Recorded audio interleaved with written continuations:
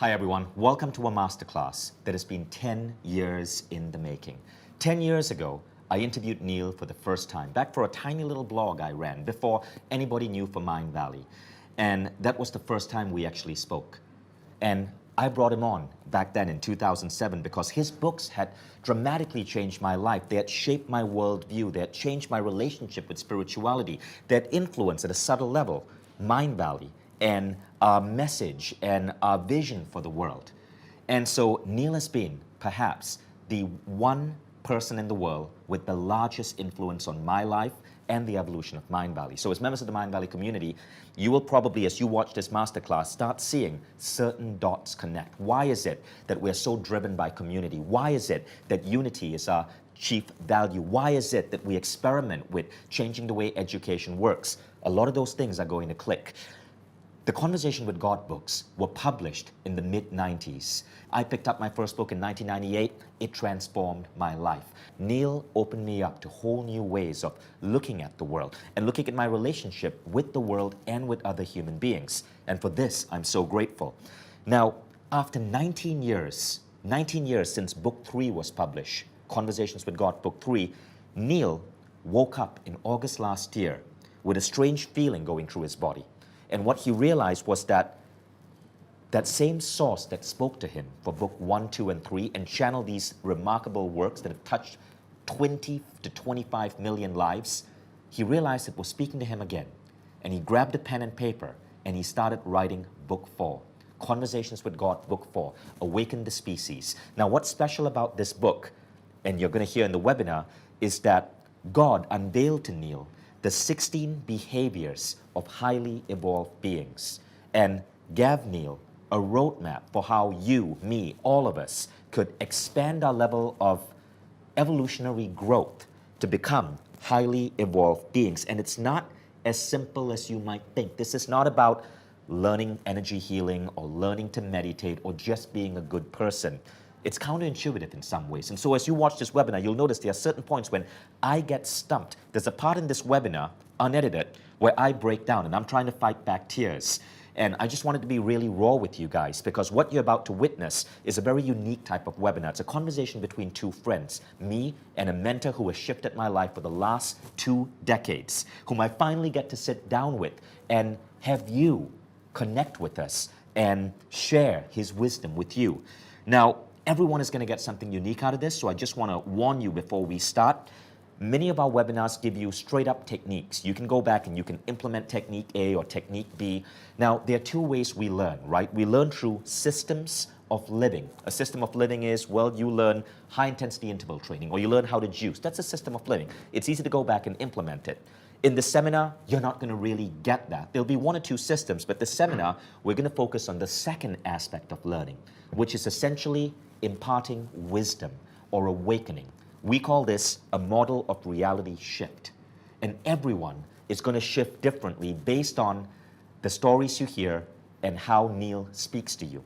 I've noticed this about Neale. Every time I'm with him, I shift because Neale doesn't just speak, he channels. In fact, many of you may have seen that viral video that was released recently on Mind Valley with Neale's voice. It got 500,000 people watching it in a span of 2 days. People were saying it was mesmerizing, it changed their life. One person wrote, I can't believe he wrote something so beautiful. But here's the thing, Neale never wrote that down. We aimed a camera with him and said, Neale, speak your truth. And he just spoke that, he channeled it. And that message in 5 minutes became a viral video. You're going to see the same thing here. Neale downloads and then he speaks. It's a very unique way. But the way he speaks awakens people.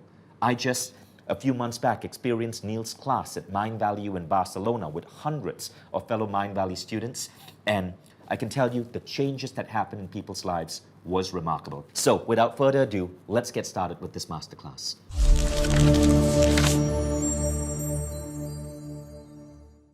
Hi everyone, welcome to a Mind Valley Masterclass with Neale Donald Walsch. So I can't express to you guys how long I've waited to be able to sit here next to this amazing, handsome, godlike looking man. Because Neale has had one of the most profound influences. That's what happens when you talk to God too much. So, in all seriousness, Neale, before we begin, I would love to just share with the audience why, for the last couple of years, you've heard me say that Neale's book, Conversations with God, has been one of the books which has had the biggest influence in my life. That cool? Wouldn't want you to lie about it, so go ahead and say that. Awesome. I just wanted them people there to hear your voice.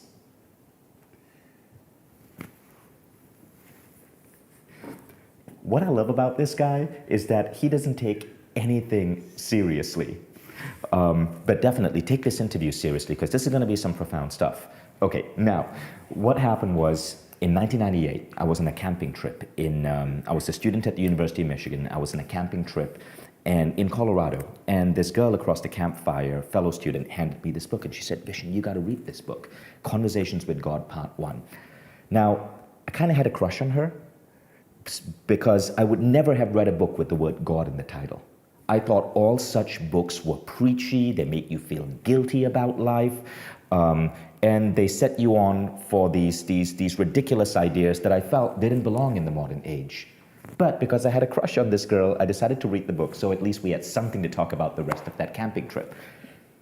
So I read the first chapter, hardly paying attention, but little glimmers of wisdom would come to me. So I read the second chapter and the third chapter, and the next thing I know, I've read Conversations with God, book 1, then book 2, then book 3, and the next thing I know, I have this guy on Amazon. I'm following his Amazon page. I'm waiting for every new book to come out of this man, and I'm reading every single Neale Donald Walsch book.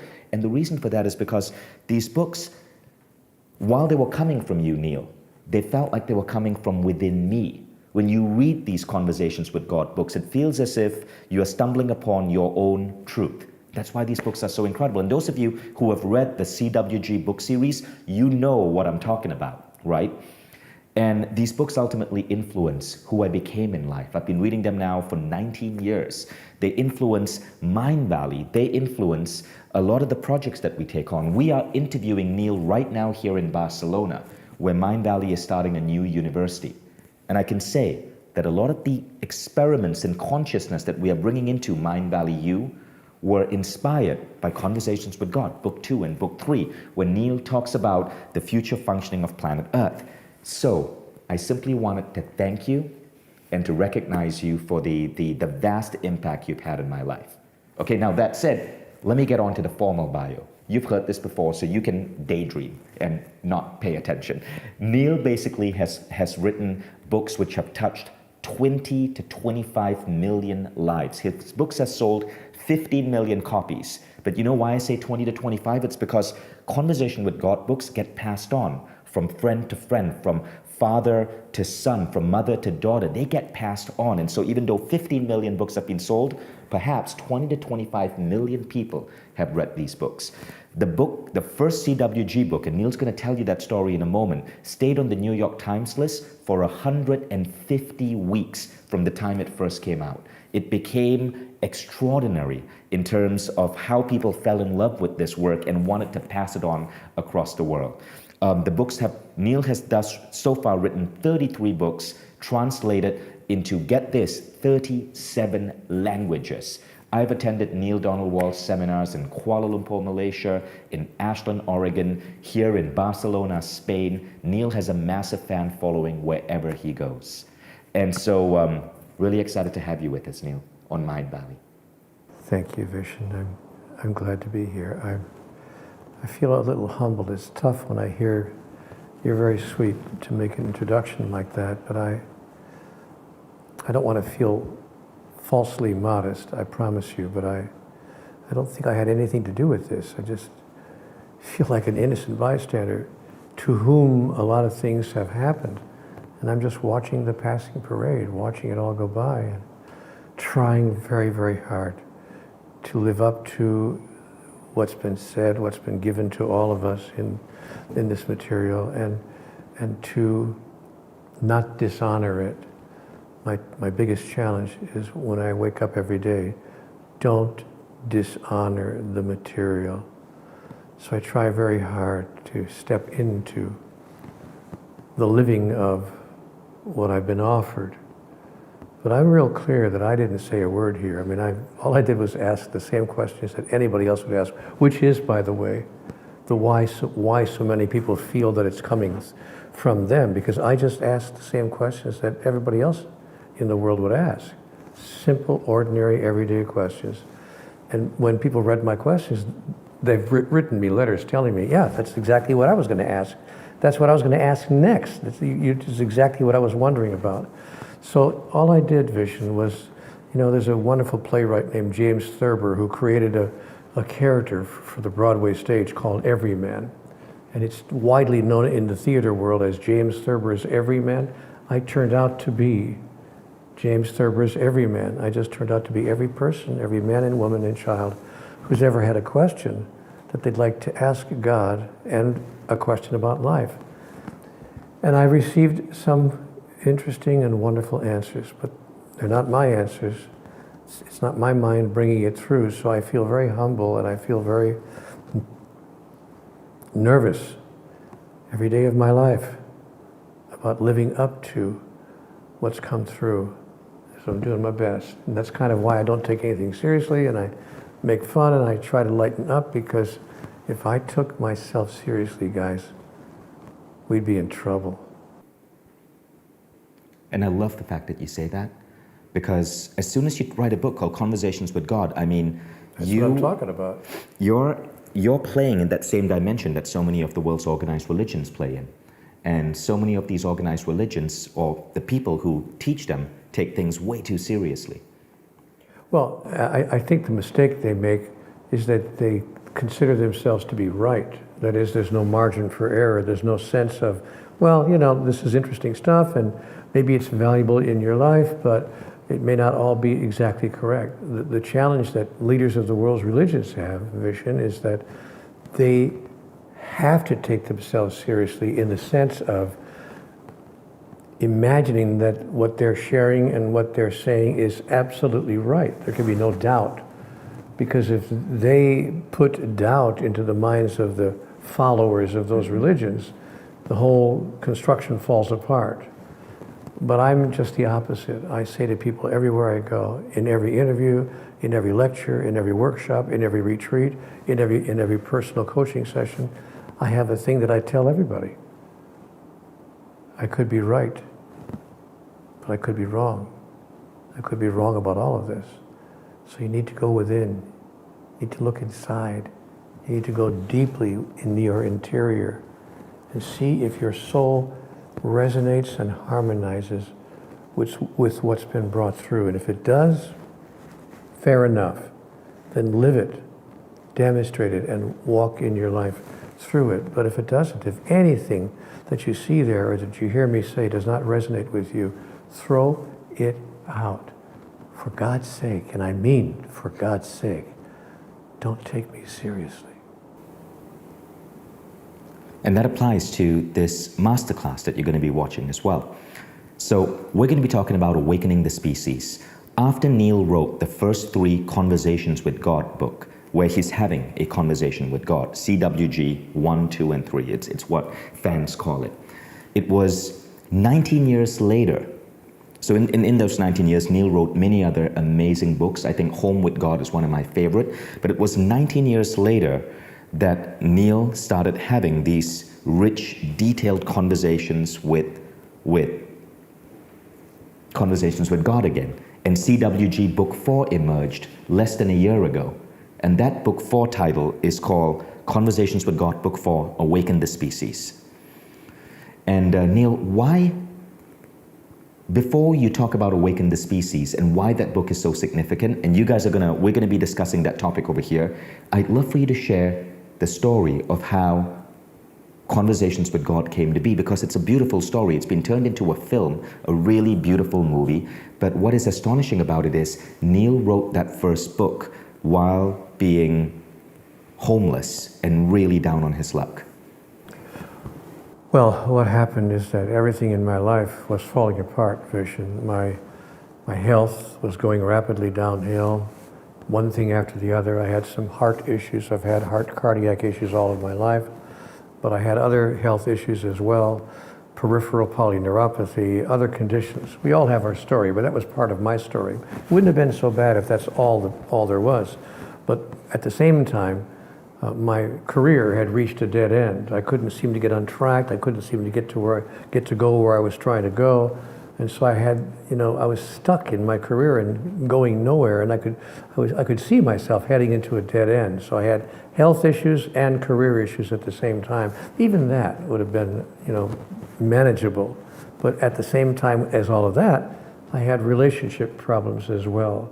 That my relationship with my significant other, who's a dear, dear person and a wonderful woman, I was meeting challenges in that area every day of my life. So nothing in my life was working. I was being really hit with the triple whammy, I often call it. Relationship, career, health, all at the same time. And I just threw up my hands at one point. And as if this weren't bad enough, I had an automobile accident in which I broke my neck. No. And it wasn't a hairline fracture, it was a 3/4 inch, a Walsch fracture of the 7th cervical vertebrae posteriorly. In other words, the fracture was large enough to put a pencil through, not a hairline fracture. So of course I was immobilized, and they gave me a collar that I had to wear for the next 2 years, and I was told that I wasn't to do anything, I wasn't even allowed to lift a half gallon of milk. See, too much pressure, I could hurt myself again, re-injure myself. So I was immobile for a couple of years, going to physical therapy every day. And then, get a load of this, as if that wasn't bad enough, I was staying with a friend. I had no place to live. I had run out of money. I couldn't work anymore. I was totally out of cash. I was staying with a friend on their couch surfing, as it were. I go outside the next morning and my car is stolen. It's gone from the street. Now you know that life has really got it in for you when all this stuff happens at once. And I laugh at it now. I remember the moment when I went outside and the car was gone. I literally fell to my knees on the sidewalk, crying out to the sky. I know passersby must have thought, he's on something, what's the matter? But I was calling out to God, all right, what do you want from me? What have I done to deserve a life of such continuing struggle? If somebody tell me the rules, I'll play, I swear, I'll play. Just give me the rule book. Tell me how it works. And after you give me the rule book, don't change them, because it felt to me that the rules were changing every day. First it was okay, then it was not okay. Then it was not okay, then it was okay. And I was just like, whatever. And that's the space I was in, Vishen, when I sat down finally in the middle of the night. And I took out a yellow legal pad one night. It was 4:23 in the morning. And I wrote a very angry letter to God. What do you need here? Just give me the formula, for God's sake. It can't be this difficult. It wasn't meant to be this difficult. Or was it?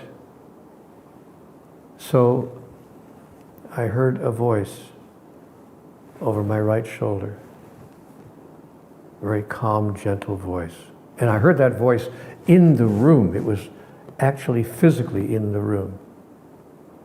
Neale, do you really want answers to all of these questions? Or are you just venting, just getting it off your chest? And of course I turned around, there was no one there, and I thought, oh great, on top of everything else, I'm losing my mind. I'm having hallucinations. There's nobody here. But strangely, just at that moment when I thought I had totally and completely lost it, I was overcome with a sense of peace, tranquility, serenity, and calmness, inner calm that I'd never experienced before in my whole life, at that level ever. And it felt as if all the anger, all the terror, all the fear, all the upset, all the frustration, it felt as if every ounce of negative energy that I had stored up had just been drained and just released from me. And I sat there and I began to weep. I wasn't crying, racked with tears, just the soft, silent weeping of a person who has found pure joy. So I said to myself, okay, I really am getting it off my chest. I really am venting. But you know what? If you've got answers, I really would like to know what they are. And with that, it felt as if there was a download. It felt, the experience was as if something just went, and suddenly I was downloaded with answers to the questions I had asked. So I had the yellow legal pad in front of me, and I began writing what I was receiving, if I could put it that way. And I wrote down things, and I'm really clear that it wasn't stuff that I had remembered from a previous time in my life or had been taught when I was a child, because what I was receiving in this strange and interesting way included material or information I had never heard of before, never even dreamt of. And I remember vividly remembering that, or thinking that, when I received the message, there's no such thing as the 10 Commandments, I literally dropped the pen. Wait a minute. Am I trafficking with the devil? Who would bring me that message? There's no such thing as the 10 Commandments. And when I asked God about all of that, she said, Neale, you've got me all wrong. You've got me all wrong. The whole world has got me all wrong. You guys just don't understand. So I said, well, then help us. But you know, the problem was this, not to make it God's fault, but here's the problem. Have you ever tried to explain trigonometry or advanced mathematics to a 5-year-old? Just can't comprehend it.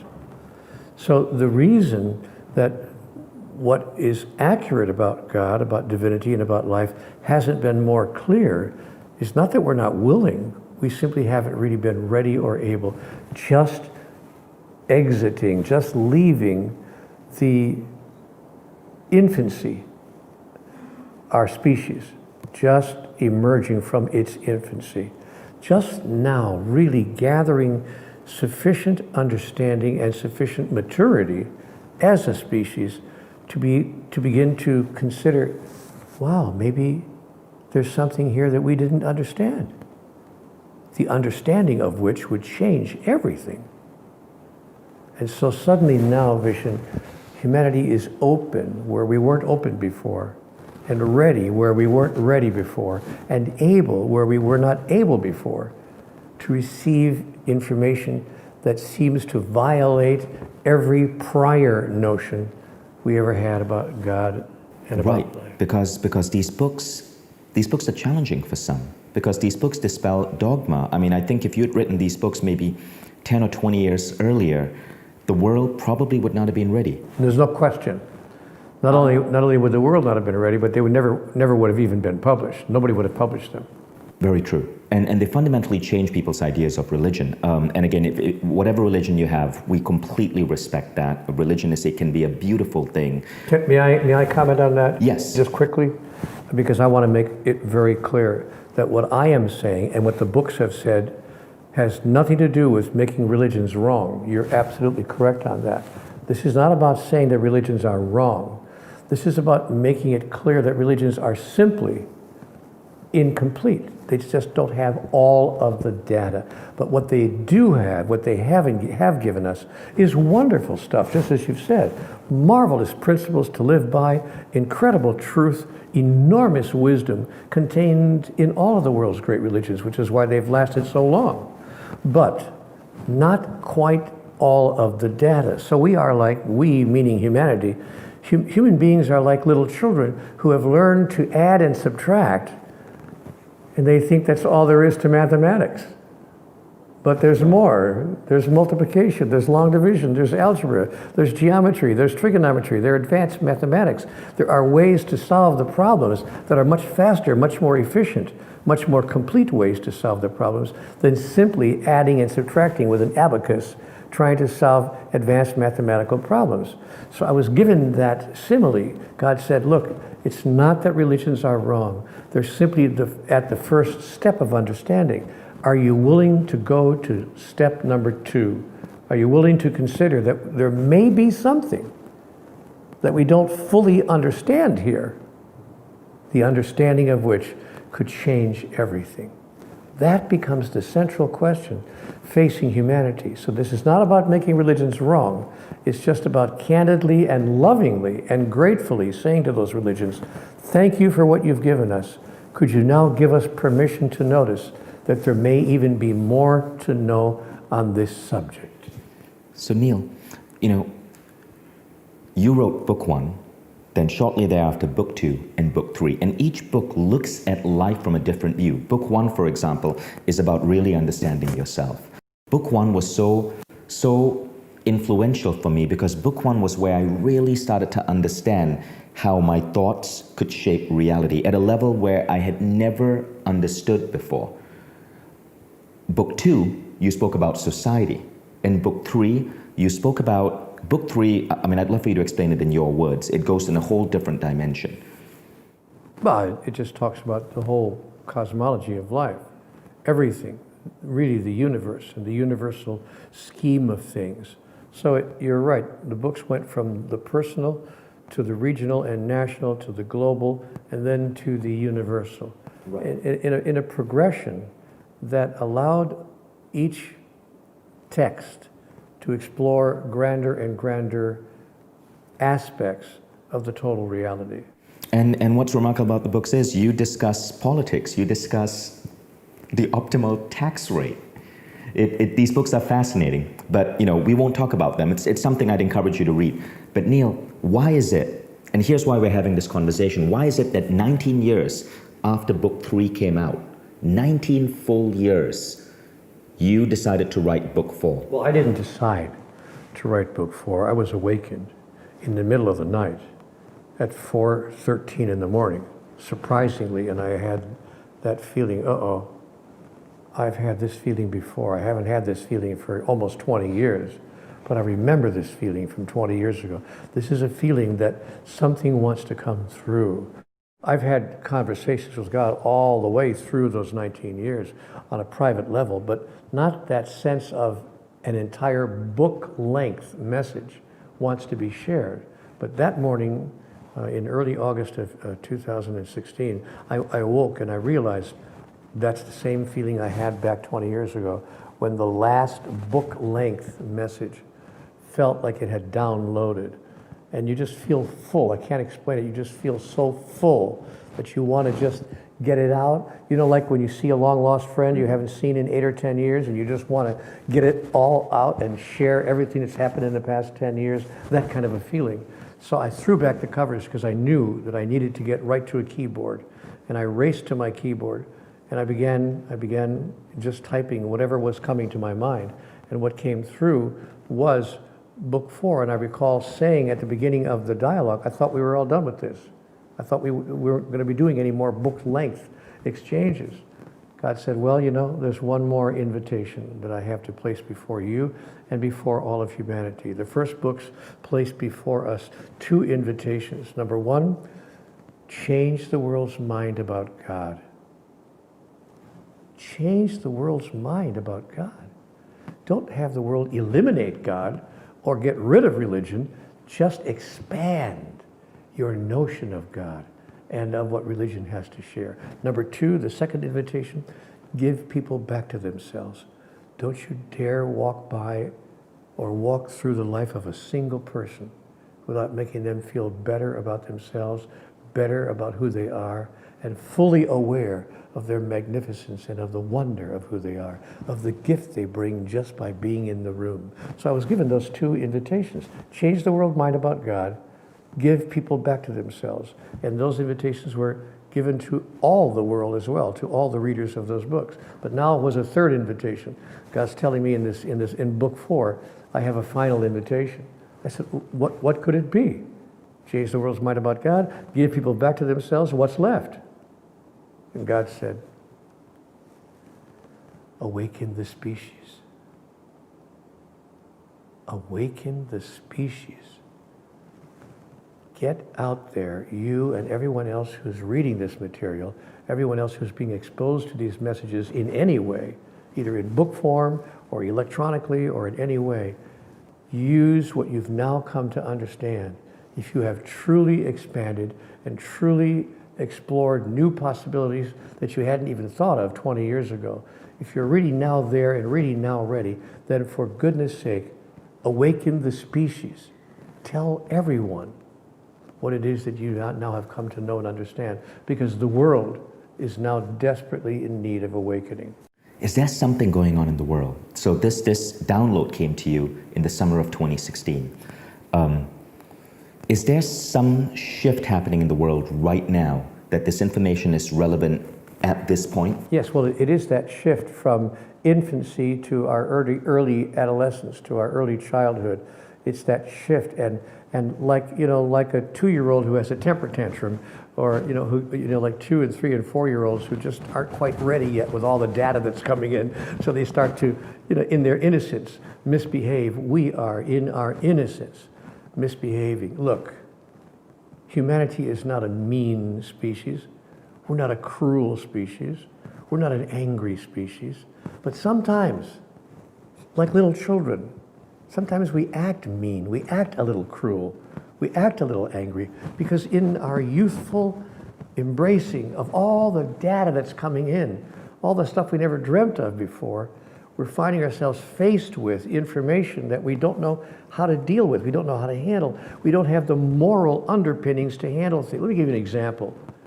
What's the moral underpinning to handle cloning? Guys, we're cloning sheep, we're cloning cats, we're cloning animals. That is, we are reproducing mammals without doing it the normal way. We're doing it in a laboratory. Now, why is that significant? I'll tell you why it's significant. We're only years away from cloning people. Cloning human beings. And even right now, we have the capability of using genetic engineering to create human beings that have been produced in the normal way. We can actually work with that tissue in utero and alter everything from the color of one's eyes, to the tendencies, to the habits, to the levels of intelligence, to the characteristics of that emerging human being. But we don't have, guess what? We don't have the moral underpinning. We don't have the spiritual construction that supports where technology is racing ahead in producing a brave new world, as Aldous Huxley called it. So we somehow have to find a way to integrate, and that's what's happening. To answer your question, we are confronting the moment of integration. We either find a way to integrate a new understanding of God, a new understanding of life, a new understanding of ourselves, a grander notion than we might ever have imagined about all of it, and integrate that with where our science and technology and medicine is taking us. Medicine is taking us, Vishen, to a place where within a few more decades or less, we'll be living to 150 or 200 years old. Mark my words. Mm-hmm. I've long passed that stage. I'll be out of here in a few hours after the way this interview is going. But truly, it's going to be nothing to live past 100. Nothing. Right. So as we see what medicine, technology, and science is placing before us, we have to have the moral underpinning to support the decisions we're going to be invited to make. So that reminds me of something you wrote in your book, right? You said if you look at the progression of humanity, if we look at ourselves on the, say, and you map it out to be the length of a football field, we are somewhere on the 2-yard line. Do I remember that correctly? Yes. Could you explain that? We are somewhere on the 2-yard line. You explained it perfectly. Okay, great. That's true. So we've got a long way to go. Yeah, but that's the blessing. And you you said, and it's not that we are bad or we are primitive. We're just children. In a cosmology of sentient beings, we're just children. And that's the blessing when you think of it. See, people, when they heard that from me at first, they thought, oh my gosh, what a horrible situation we're in. We're only on the 2-yard line. I said, no, you don't understand. That look how much farther we have to, can you imagine where we'll be when we're just on the 10-yard line, right, much less the 50-yard line. This gives you an insight into what we were really meant to be, what we were intended to be. I want to say what human beings were designed to be. We're just barely beginning to realize our potential. Which opens us up to the idea of HEBs, or highly evolved beings, which is what book 4 is about. How to become a highly evolved being. Can you explain that concept? What is a highly evolved being? Well, in the book, I was told that there are beings living off of this planet in the cosmos. That's pretty incontrovertible these days. Maybe 25 years ago, somebody could have questioned, no, that's science fiction. That's just, science fiction. Somebody's fanciful idea. But these days, it's no longer science fiction. We now understand that physicists have recently discovered, by the way, they've just told us, that our universe is actually 100 times larger than we thought it was. It turns out that our universe is one of a universe of universes. So the possibility of there being absolutely no intelligent life anywhere in the cosmos, the possibility of that being true are 1 in a cajillion. It's just not possible. Obviously, just mathematically, we know there must be sentient life elsewhere in the universe. Well, there is. And what I was told in book 4 was, you need to now understand, among the new things, among the new information that's being placed in front of us is the information that we are not alone in the cosmos. Now, why that's significant is not that, woo, there are other people in outer space, but it's more than that. There are highly evolved beings who have advanced in their understanding of who they are and what life is all about, so far that they have now taken it on as their mission to, how would I put it, to nurture and to assist the younger species in the cosmos, ours being one of them. So highly evolved beings, which I have crystallized with the acronym HEBs, H-E-B, highly evolved beings. HEBs in the universe are, I'm told now, and have been for a long time, assisting us. That is, they're bringing us information, insights, awareness, ideas, thoughts, storylines for movies. They're placing it in front of humanity in a wide variety of ways and allowing us to step into tomorrow. One day I'm going to write a book called Stepping into Tomorrow, because that's what they're inviting us to do. And they're inviting us to speed up the process. See, because I want to make this point. Evolution does not have to be a 1, 2, 3, 4, 5, 6 progression. It can be a 2, 4, 8, 16, 32 progression. That is, it can be exponential. So things fold over times 10 every time we move forward. So what highly evolved beings are doing is helping us by placing into human consciousness and into human awareness the thought structures and the conceptualizations that would be required in order for us to support what I've said to you a minute ago, for us to support where our technologies have already taken us. The danger is here. The danger is our technologies are moving forward faster than our cosmology. Right. When technology moves forward faster than cosmology, suddenly you're like children playing with matches. Dangerous territory. And that's where we are right now on this planet. Children playing with matches. Bragging how we have nuclear weapons that can be flown by rockets and destroy other countries. World leaders who are actually serious. You think this is out of a comic book, like some villain in a comic book, but actual world leaders who are seriously saying, we have rockets that can destroy your country. And they make movies, animated films of your country being destroyed to place into the consciousness of humanity. So now we have a population that's living between fear and upset and bravado. That dangerous place between fear and bravado. Well, you think you'll be able to take care of me? We'll take care of you before you take care of us. And that's where we are right now. Let's build a wall between us and all the other people of the world so we can protect ourselves. Such thoughts would never have occurred to us in the 1700s or the 1800s or even the 1900s, but now, in the 21st century, we think that's the only thing left for us to do. Surround ourselves with walls, build enough weapons to take care of any possible attack first if it's necessary, and even if we wind up blowing the planet to smithereens, at least we did it in self-defense. And you're saying that's not how highly evolved beings think. Oh my goodness, of course not. Now in book 4, you lay out a number of behaviors or rules? What is it that you call them for highly evolved beings? Well, they're the differences between how highly evolved beings would respond to life as opposed to how humans who are living in an unawakened state. What do you call those behaviors? Yes. Behaviors of highly evolved beings. How many are there? Well, there are many, but 16 are listed in the book. I was given in the dialogue, I was given in the book 16 specific behaviors because I was asking. Of course, I said to God, well, give me an example, give me an example. What's so different about the way they behave in their life as opposed to how we are behaving? And God said, well, I can give you a list. I said, please. So I got this list of 16, and she said at the end of the list, of course there are many more, but these are probably the most prominent of those behaviors. The vast differences between how you guys behave down there on Earth, because we're a very young species, and how highly evolved beings behave. And the chief one, I say, okay, what's the most important one? This is going to sound so obvious, I'm almost embarrassed to share it, because we're all going to go, no kidding.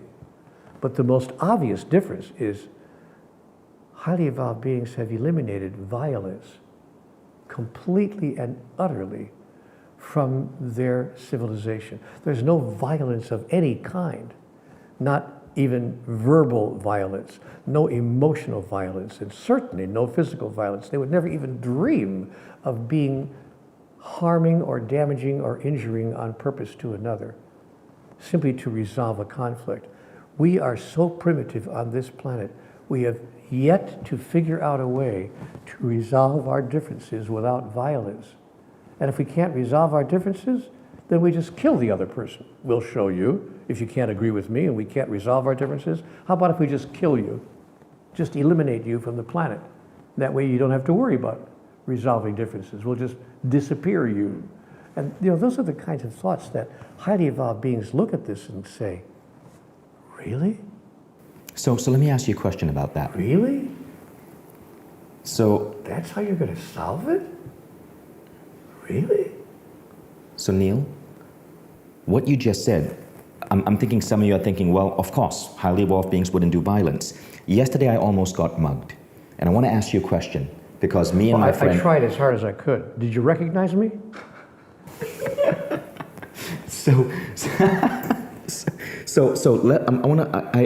Because me and my friend almost tackled this guy to the ground, right? So I want to ask you if what we were doing was right. But before we go there, one of the reasons we're so excited to bring Neale onto Mind Valley Academy is because we're developing with Neale a new quest. Mind Valley's Quest platform is a learning platform where thousands of students enroll together, and we go through a quest to upgrade some aspect of our life.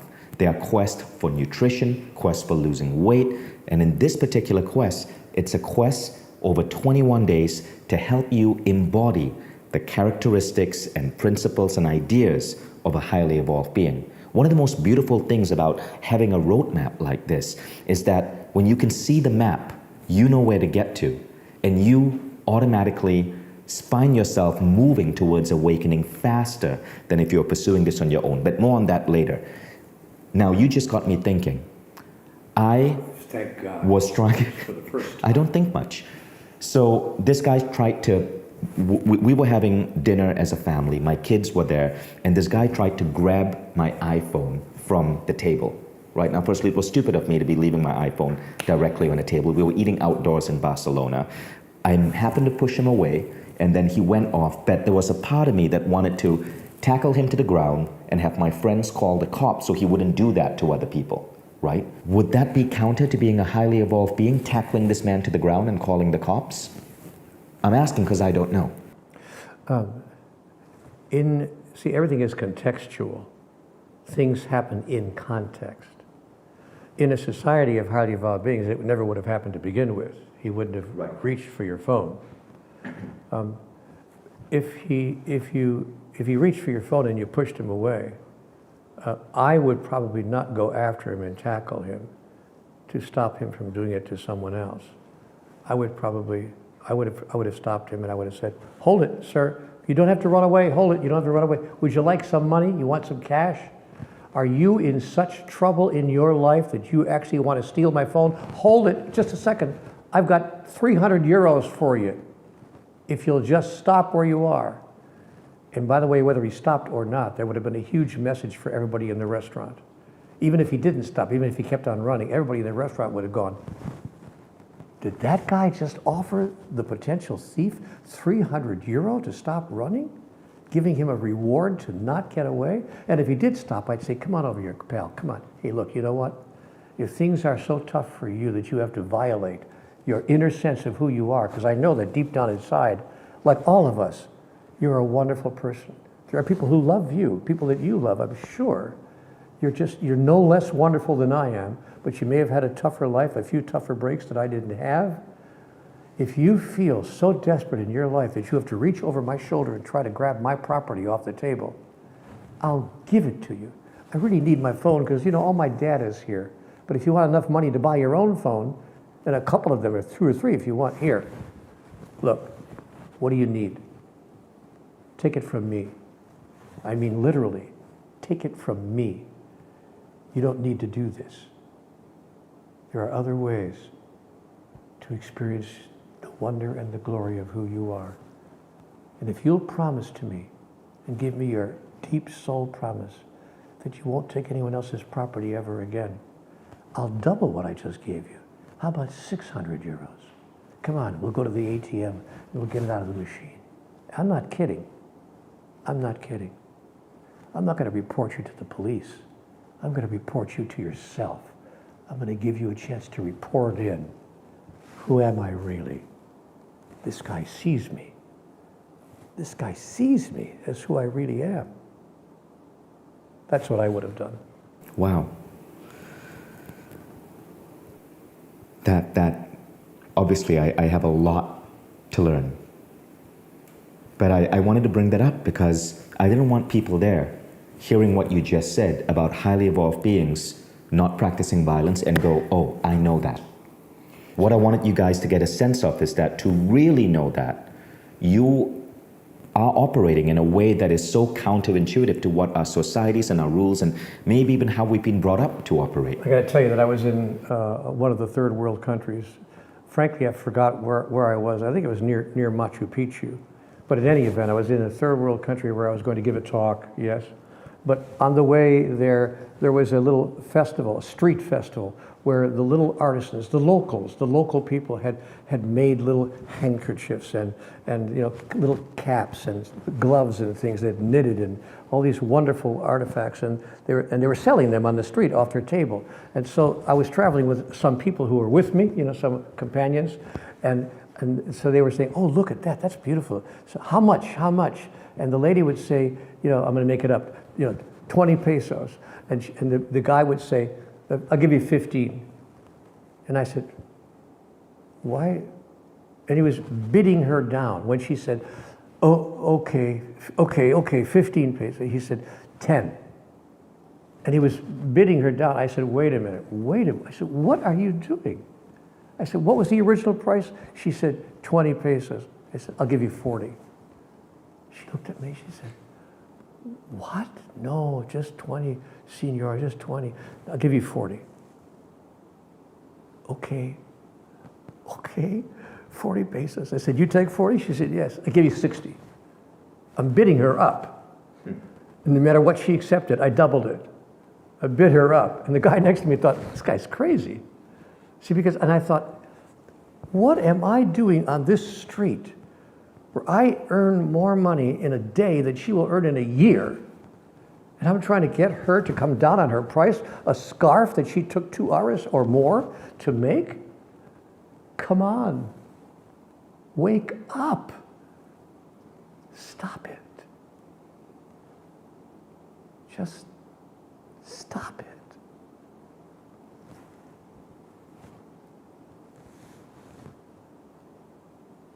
That's beautiful. I almost, sorry, I'm at a loss for words. Neale, one of the things I really value about you is that the exercises, the ideas that you've put out and suggested us to do, wake us up to who we really are. When I was living in New York, I learned an exercise from you from one of your books, and it was I remember judging the homeless people who lived on the streets, right? There was the alcoholic guy. There was the guy who would, randomly yell abuse and foul language. And I would pass them on the way to the subway every day for months. And then I read about this one exercise that you suggested we do. And I'd love for you to share it with the audience here because it was so powerful. And it was called something along the lines of, when you see someone, you would mentally tell yourself, there I go again. Could you talk about that exercise? Yeah. Well, it was given to me by a wonderful spiritual teacher about 20 years ago. We were walking down the street in the city in which I live, and there was a man, a wino, sitting on the ground, leaning up against the building. He hadn't shaved in months, and he, didn't smell all that good, didn't look all that good, and he had a little brown paper bag in which he obviously had a bottle of something, and he was tippling the bottle, and he was, like you said, shouting obscenities, people going by, and everyone was like, but I looked at him and I said to my friend, there but for the grace of God go I. There but for the grace of God go I. And I thought I was being compassionate and open-minded. And my spiritual friend looked at me and she said, you don't understand anything at all, do you? I said, what? What? I was trying to be compassionate. She said, not there but for the grace of God go you. There because of the grace of God you go. There you go being a wino again. There you go being a thief again. There you go being better than, again. There you go again. She said, don't you realize you're seeing nothing but you everywhere you look? There you go being angry again. There you go being nice again. There you go using foul language again. There you go using elevated language again. There you go being a person you really don't want to be. There you go being the best person you've ever been. Whether you're seeing the negative or the positive side of life, you're not seeing anything except who you actually are mirrored back to you. So she challenged me, Vision. She said, I want you to go down the street for a half hour a day for the next 30 days. And whatever you see, whatever you're looking at, say that to yourself. There I go again. There I go again being that. There I go again being that. There I go again then being brave. There I go again being a coward. And just until you identify with all of it. And then she gave me a second exercise called the I am exercise. She said, after you do that, I want you to expand your awareness. I want you to say 2 words or 3 words whenever you see anything, not just people, but a tree, a flower, some trash, something pretty or something ugly. I just want you to say these 3 words. I am that. I am that. Until you can identify with whatever you're looking at. I am that. I am that. I am that. I am that. I am that. I am. When I was a child, I was taught in catechism class that God said, I am that I am. I said to the priest in catechism class, what does that mean? I am that I am? What the heck does that mean? And I never understood. And then after she gave me this exercise, I realized that because I was saying to this person I was with a few weeks later, I was with someone else, and I was walking down the street and I was saying quietly in my head, I am that, I am that, I am. She said, what are you doing? I said, oh, it's just a little exercise I was given. I'm just saying to myself, I am that, I am that, I am. She said, Neale, you're losing it. You're losing it, man. You're not that, you're you. You're not that. You're you. I said, no. I am that. I am. I am that, comma. I am. No, I am that. I am. God was convincing us. I am that. I am. And when I see in everything that I look at a part and an aspect of me, I finally got the truth. And it causes me to relate to the pile of trash, the beautiful flowers in the garden, the tree on the side of the road, the person leaning up against the building, drinking out of a bottle, and the beautiful angel as well, who walks down the street and makes you catch your breath at the wonder of who she is. It makes you relate to everybody in a totally different way. A way that just simply says, you know what? I love you. I love all of this. What a glorious experience. I love it all. And I refuse to condemn any of it. Judge not, and neither condemn. And raise not your fist to heaven, and curse the darkness not, but be a light unto the darkness, that you might know who you really are. That all those whose lives you touch might know who they really are as well, because you came through their life. Vishen, I was taught and I was told in my conversations with God, make sure you never walk through any human being's life, but that it's made better, because you did. It's really very simple. There's nothing complicated here. Neale, that's beautiful. A beautiful story. I did that exercise that I learned from you. I walked through the streets of New York. I would mentally tell myself every little thing I saw. The noisy guy on the subway, the guy begging on the street corner, and I would go, there I go again, being noisy and loud and rude on the subway. There I go again, begging while reeking of alcohol. And see, because we've all begged for something in our life. And in 30 minutes, I remember I had to go back to my apartment because there were tears streaming down my cheeks. But it fundamentally changed my relationship with the city, with the community, with everyone there. I started to give a damn. And when you live in a place like New York, sometimes you get closed in. I started to actually give a damn. That exercise changed my life. I never disrespected homeless people again. I never judged them again. And that was what was so powerful about the exercise. I share that because in the Mind Valley Quest that we're developing with Neale, you don't just learn about these behaviors and these characters of highly evolved beings. You have to go out there and do these exercises. And I want to state, it is one of the toughest programs we've ever developed at Mind Valley. It is a challenge. It is a tough program because you are going to be going out into the world and you will have to think and relate in a fundamentally different way from what your society, your education, maybe even your religion said you need to do. It is not going to be easy. But in 21 days, dramatic shifts will happen, not just for yourself, but for every single life that you encounter on this planet. So let's do a quick recap. You've learned about the concept of heads, highly evolved beings.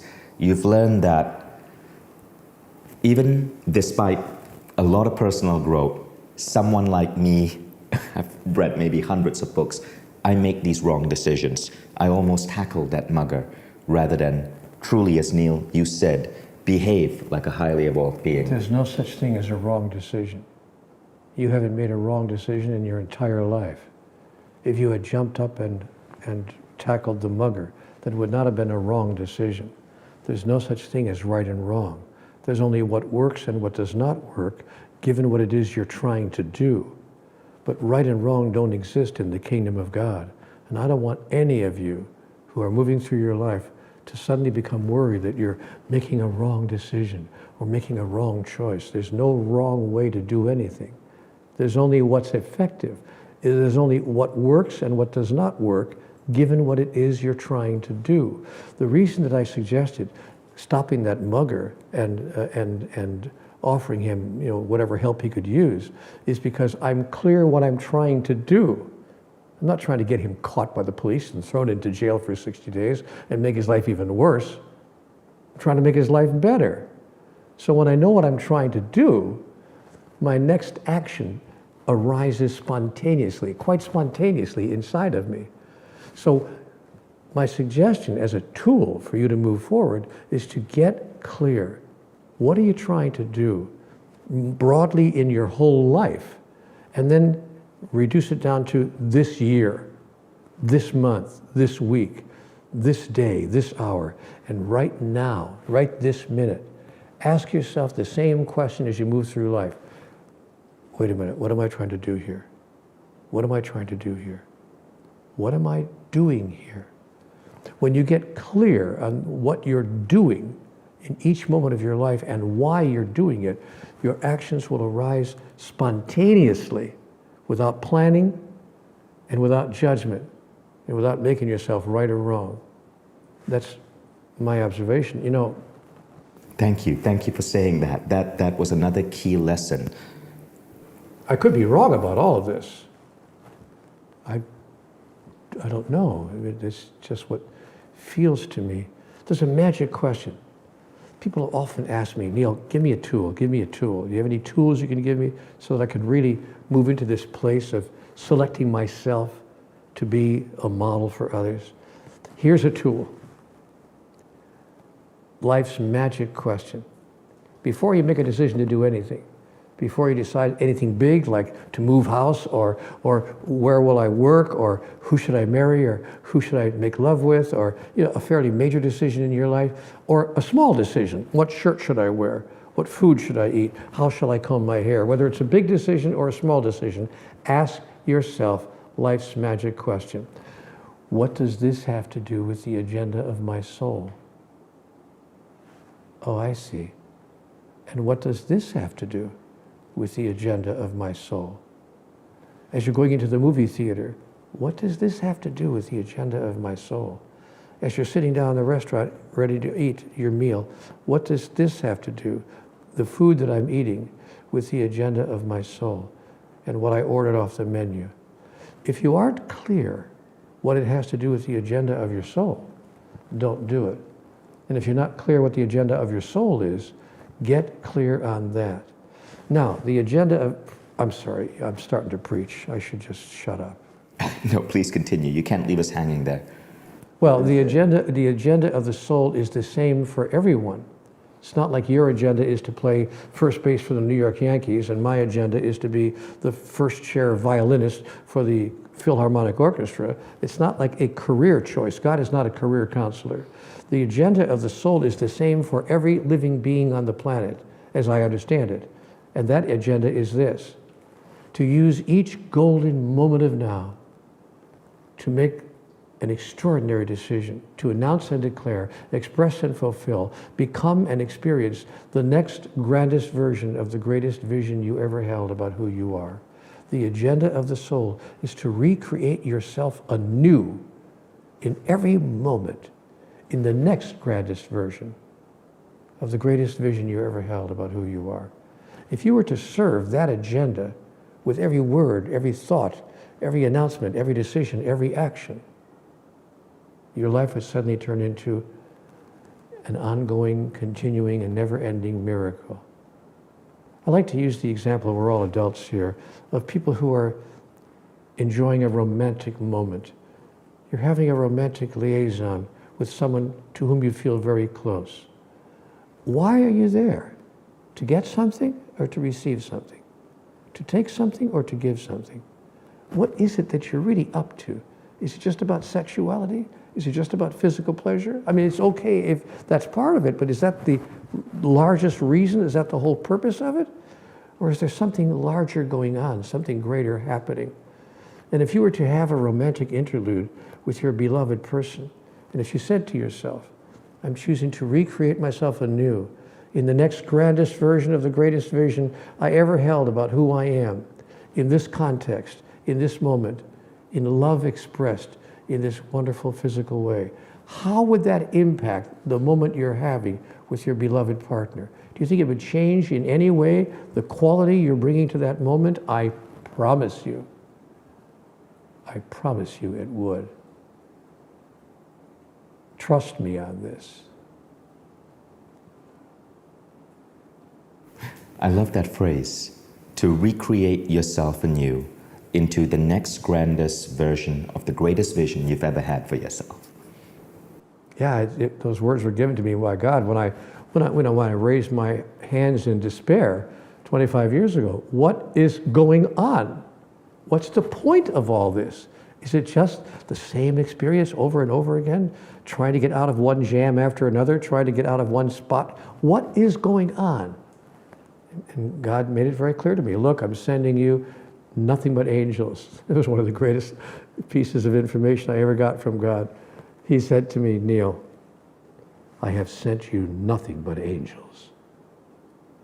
And they're going to come into your life, and they're going to place before you exactly the situation and circumstances. You may judge it, judge not, and neither condemn. They're going to place before you the exact and perfect set of circumstances and situations, allowing you to be who you really are. At the next level up, and the next level up, and the next level up, to never be satisfied with yesterday's decision. I'm going to write a book one day, Never Be Satisfied with Yesterday's Decision. Let's talk about that for a moment. You were talking about the qualities of highly evolved beings, right? And one of the most profound ideas I've learned from you, from your children's book actually, The Little Soul and the Sun, is that line, I've sent you nothing but angels. I'd love for you to explore that topic a little bit more. What do you mean by that? I mean that every person who's come into your life, and for that matter, every situation that has arisen by any manner or means, has been placed before us as a gift from heaven. The purpose being to allow us to enter a contextual field, to notice and to express, to experience, to declare, to become and to fulfill our grandest notion of who we really are. I mean by that in the absence of what you are not, what you are is not. If I'm the light, I can't experience myself as the light unless I'm in the darkness, because the darkness is what I'm not. But in the absence of what I'm not, that is, in the absence of darkness, I can't be what I am. That's true not just of dark and light, but so-called good and so-called evil, loving and not so loving, whatever it is. So I have sent you nothing but angels means that God has sent us, or life, if you please, has produced for us.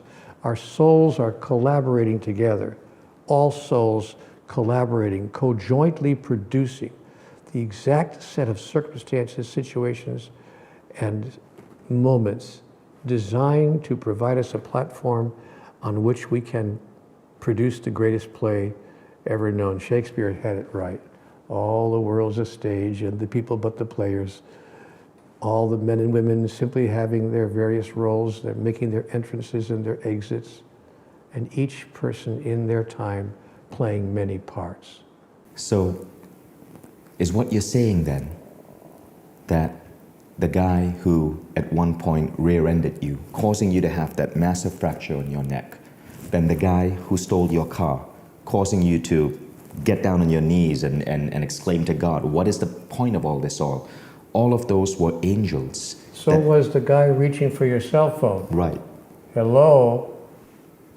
Because... An angel reaching for your cell phone, giving you a chance to decide, who am I in relationship to this guy wanting to steal my phone? Who am I? And what is my next grandest notion with regard to that? And then we bless him. We don't curse him. We don't follow him as he's running away and curse at him. We actually bless him. Even if he gets away and doesn't turn back, we say, you know what? Bless you, bless you. As somebody much more eloquent than I will ever be once said very clearly, bless, bless, bless your enemies. And pray for those who persecute you. And when a man slaps you on the right cheek, turn and offer your left.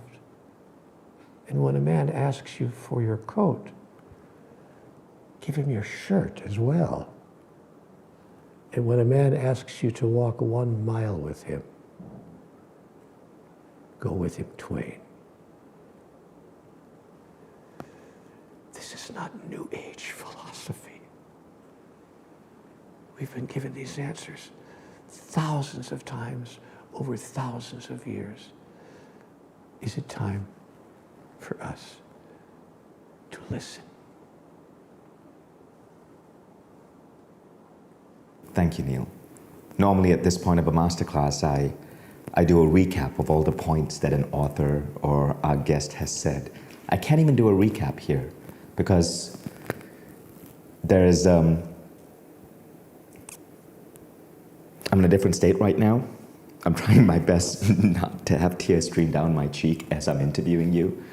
But I think you guys, each of you would have taken something different from this. There was the "there I go again" exercise. There was the idea of you having been sent nothing but angels. The idea of humanity being on just a 2-yard line, but that being okay because we're kids, you know, and there's nothing wrong with being a kid. And look at the potential. Look at where we have to go. Oh my gosh, this is what's ahead of us? Wow. If that's not something to celebrate, then what is? And that there is this vision ahead of us, the idea of the highly evolved being. And we want to invite you guys to go on a journey with us, to explore these ideas far, far, far deeper than just this 1-hour session.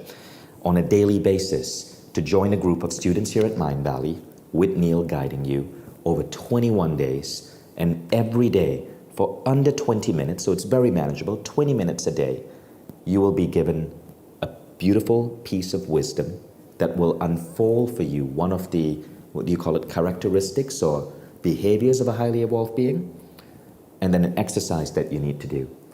And this exercise will be akin to the exercise I spoke about, where I had to roam the street of New York for half an hour.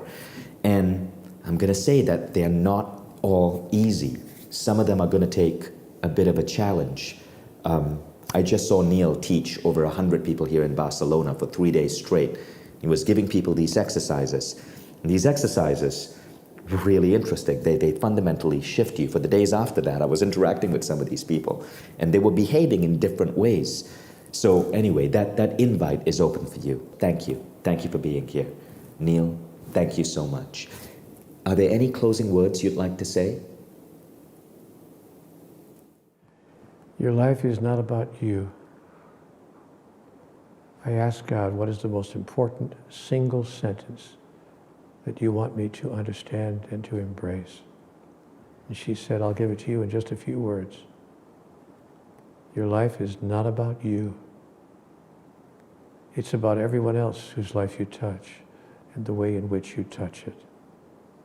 If you take nothing from this particular hour we've just spent together, then that message, that's all you'll need to transform your experience of who you are and to touch everyone else in life in a way that will allow them to begin to experience who they are. So remember that always. Your life has nothing to do with you. It's about everyone else whose life you touch and the way in which you touch it. I could, of course, be wrong about all of that, but I don't think so.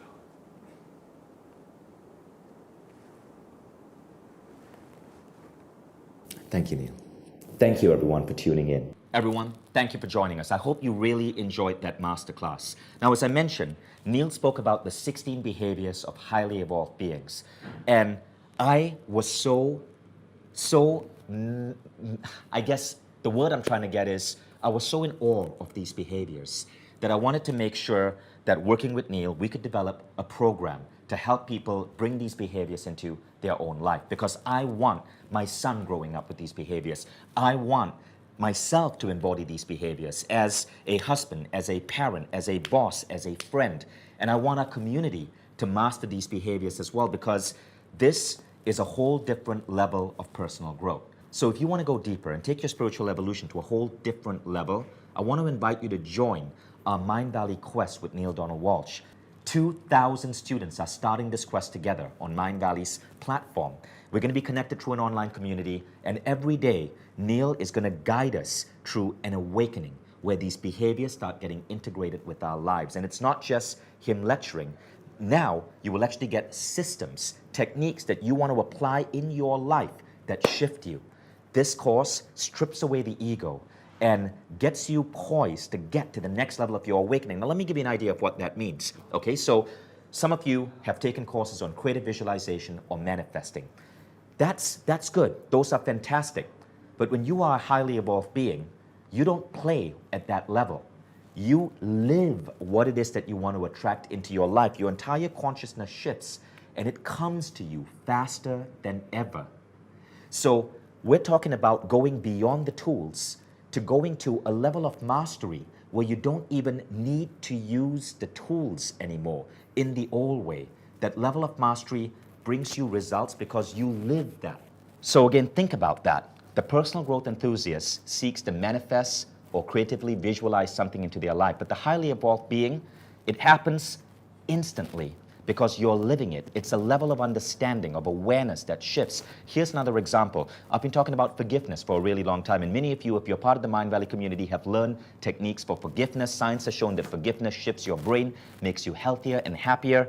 But when you're an HEB, to quote Neale, you go beyond forgiveness. He said, in fact, the master does not need to forgive. Instead, the master already understands. Now, that's a quote that takes a while to understand, but when you grasp that, you get to a whole level beyond forgiveness. There ends up being nothing that you need to forgive because you see every individual who has hurt you in life in a completely different way. That is how highly evolved beings think. Now in book 4, what makes it really unique is Neale doesn't just talk about how to awaken, he channels the 16 behaviors of highly evolved beings. And I believe if all of us can integrate these behaviors in our life, this fundamentally changes our roadmap for evolution as a human being. 16 behaviors. And we're now working with Neale to develop a program to help people curate and cultivate and really embrace these behaviors into their life. There are many, many, many different ways we can level up. There are 16 unique behaviors. I'm going to give you the first 5, okay? But I'm going to give you one word. In the course, we go deeper and you master these. The first is unity. The second is the power of truth. The third is say and do congruence. The fourth is knowing what truly works. And the fifth is the difference between justice and punishment. Now, it is impossible for me to go deep into this without at least a 20-minute session on each. That's what you get in the program. And a practice exercise where you embody this into your life. But you will go beyond basic personal growth into levels of awakening and mastery that will make you the man or woman that you have always wanted to live life as. Now, this quest is a roadmap, really, that gets you accelerated in your spiritual awakening. It gets you to level up in ways that are truly profound. And Neale is my greatest mentor. As I said earlier, no author has influenced my life as much as this man. And I think as you go through this program, you'll start to see why. So here's how it works. For 21 days, every day, you're going to get a 20-minute or less lecture from Neale with a new concept. These are channeled works, and it's gonna get you thinking at a different level. Then there is a practice exercise. If you watched my webinar with Neale, you would have noticed we shared an exercise that I did while walking the streets of New York, and it fundamentally changed my relationship with the city. You get exercises like that. No one is saying they're going to be easy, because they're going to force you to look deep within and shift things that you may have been operating on autopilot for decades. But when these things shift, that's when major breakthroughs happen. So what I want to do is invite you to join us on this quest with Neale Donald Walsch, and we want to make it a no-brainer for you. I'd love everyone to be able to explore this, so you can do it for 10 days, 10 of the 21 days completely free. Simply enroll below, and to even help you enroll, we're going to give you a special discount on this page. Do not close this page, because this is a $1,000 program and you're getting it for a special discount on this page. The information is below. I think you'll really see its incredible value. And take the quest, and anytime before day 10, you can shoot one email to support@mindvalley.com. If you feel you can't keep up, if you feel this is beyond you, if you don't like the color of the videos, get a full refund. So you do not even have to make up your mind right now. But I implore you, let's challenge traditional personal growth, which is often about putting a Band-Aid on certain things. And let's see if collectively we can come together in a community and move to new levels of mastery that fundamentally shift the way you function in the world. So that, as Neale said, we can make a powerful impact on the lives of everyone we touch. So all the information is below. And if you're ready to start this journey with Neale Donald Walsch on Mind Valley, scroll down below and you can enroll at an incredible discount, and you can go through the program all the way up to day 10 and claim a full refund if it doesn't meet your highest expectation. I truly believe this is one of the most profound, remarkable, life-changing programs we have ever brought to the world, and I cannot wait to see you on board.